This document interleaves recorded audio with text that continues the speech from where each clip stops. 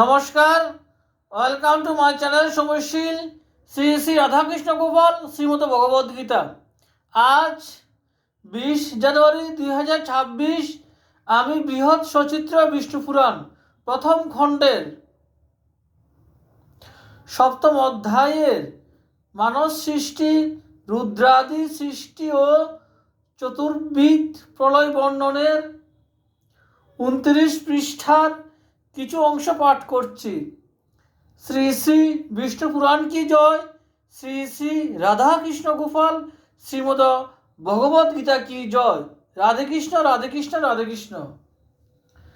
বপুর আত্মজ ঋষে হয় ব্যবসায়, শান্তি গর্বে জন্মে ক্ষেম কহিনু তোমায়, সিদ্ধিতে সুখের জন্ম জানিবে অন্তরে, কীর্তিতে জনমে যশ খ্যাত চরাচরে।